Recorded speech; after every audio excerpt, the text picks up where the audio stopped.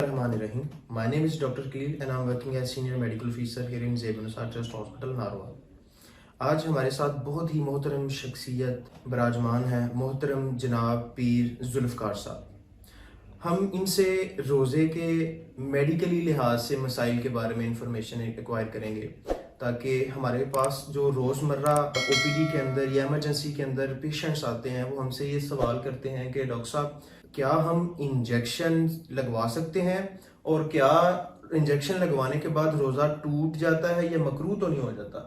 जी पीर साहब। डॉक्टर साहब आपने बहुत अच्छी तरफ तवज्जो मबज़ूल करवाई है आम लोगों की भी।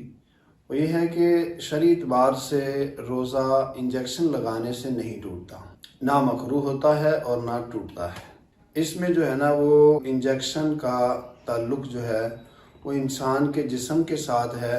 उसमें डॉक्टर पे जिम्मेदारी आयद है कि वो पेशेंट की कंडीशन को देखेगा कि क्या उसकी वाकई ही ऐसी बीमारी है जिसको दूर करने के लिए इंजेक्शन ज़रूरी है, तो वो इंजेक्शन लगवा सकते हैं जिससे उसके रोज़े पर कोई असर नहीं पड़ेगा। अच्छा पीर साहब, दूसरा सवाल, कुछ बीमारियां ऐसी हैं जिनके अंदर हमें आईवी इंजेक्शंस लगाने की जरूरत पड़ सकती है, तो क्या आईवी इंजेक्शन भी लगाया जा सकता है?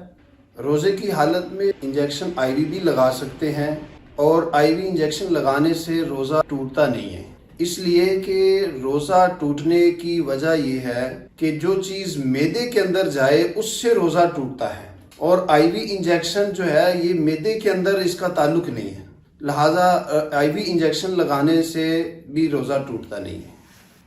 अच्छा पीर साहब, एक सवाल और हमारे जहन में भी आता है ये कि कुछ बीमारियां ऐसी होती हैं, फॉर एग्जांपल मैं आपको बता देता हूँ, लूज स्टूल या डायरिया है मरीज को या वॉमिटिंग है, तो कुछ कंडीशंस ऐसी होती हैं डायरिया के अंदर या मेडिकल लैंग्वेज में डिहाइड्रेशन कहते हैं, तो क्या उसको अगर ड्रिप लगवाने की जरूरत पेश आ जाए तो क्या हम उसको ड्रिप ही लगवा सकते हैं? जी, पेशेंट की कंडीशन को देखते हुए कि इसको वाकई ही ड्रिप की ज़रूरत है, ये डॉक्टर साहब की जिम्मेदारी आयद होती है कि वो पेशेंट की कंडीशन को देखे कि वाकई ही इस हालत में पेशेंट को ड्रिप की ज़रूरत है और ड्रिप भी लगवा सकते हैं। इससे भी उसका रोज़ा टूटता नहीं है और ना उसका रोज़ा मकरूह होगा। इस हालत में उसको ड्रिप लगाई जा सकती है। अच्छा पीर साहब, आखिरी सवाल मेरा है आपसे कि ये लोगों के माइंड के अंदर ये अबहम पाया जाता है कि इंजेक्शन लगवाने से जो कुव्वते बर्दाश्त है की ताकत बढ़ जाती है, तो क्या ऐसे इंजेक्शन जिनसे मरीज की ताकत बढ़ जाए, क्या वो इंजेक्शन ताकत वाले लगवा सकते हैं? इंजेक्शन जो है वो ताकत वाले, अगर तो उसको कोई बीमारी नहीं है, कोई तकलीफ नहीं है, खुद जो है ना अपनी मर्जी से अपनी जो है ना वो ताकत को, एनर्जी को बहाल करने के लिए इंजेक्शन लगा लेता है, तो ये उसके लिए जो है ना ये मुनासिब तो नहीं है। इंजेक्शन लगाने से रोज़ा टूटता फिर भी नहीं है।